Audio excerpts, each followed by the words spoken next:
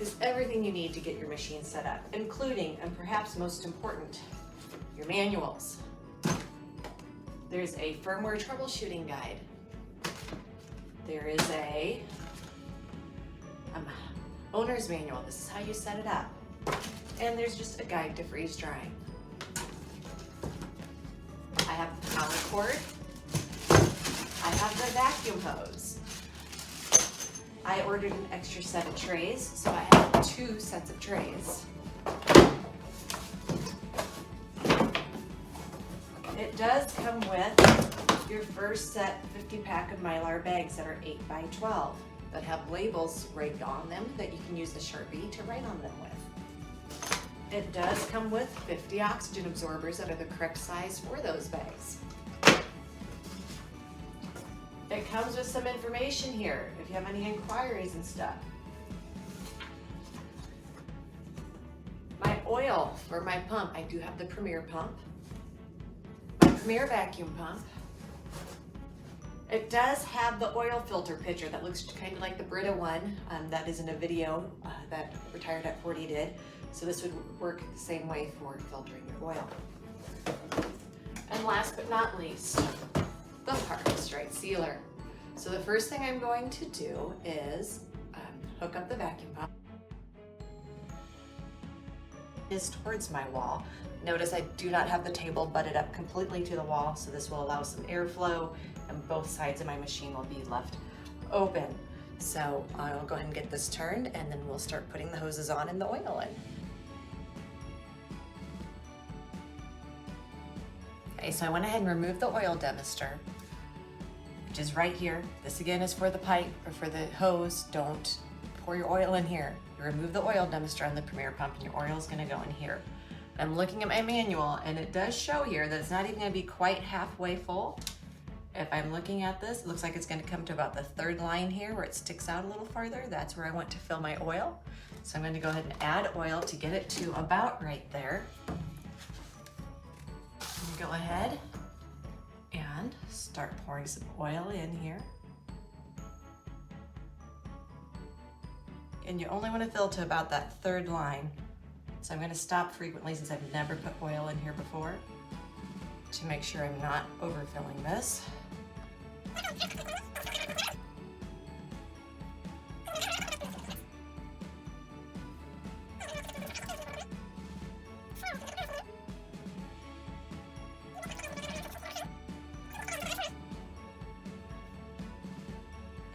Up to that 3rd line. I might end up a little higher once it catches up. So I didn't quite use this whole 25 ounces of oil, but I'd say it's at least 3/4 of the way gone. So don't be surprised if it takes about that much to get in there. I'm actually a hair over where I wanted to be between the 2 lines, but I think that'll be okay.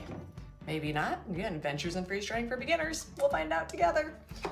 So I did get a little oil on the top of my pump. I am going to take a second and grab something to clean that up before I put the demister back on. Paper towel here, and clean up that little bit of oil I got on the top of my machine with it.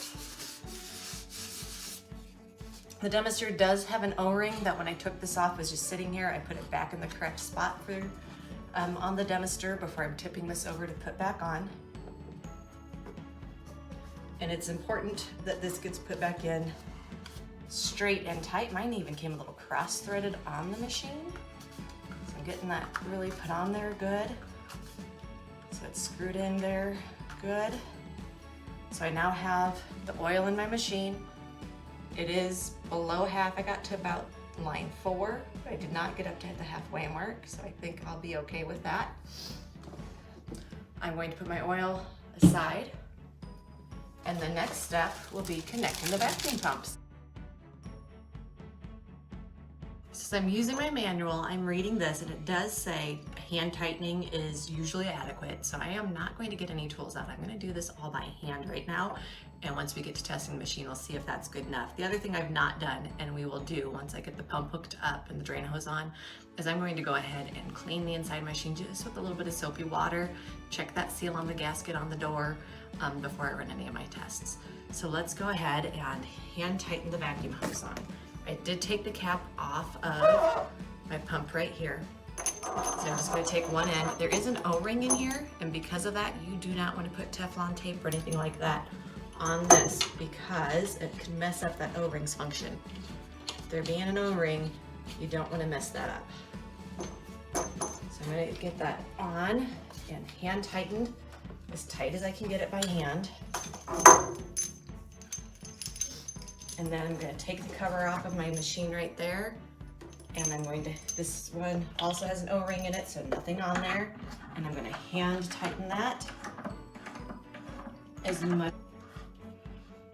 So that is now hand tightened. I think I'm going to leave my pump over here a little bit. One, allowing some airflow back here. So I've got about yay amount of space between my pump and my machine. It'll also allow me to get back here to my on-off switch a lot easier having that in there.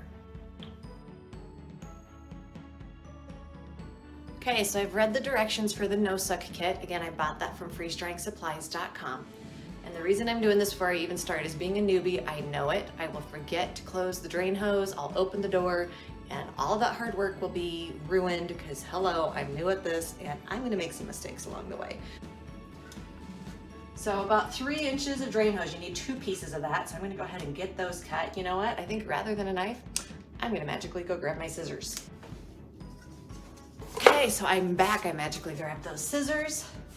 Again, about 3 inches. It's probably okay if it's a hair longer. So I'm going to come in here about the 3-inch mark, and I'm just going to cut that off. I need a second one that's that long. You have to put the bottom of that Y into one of the 3-inch pieces.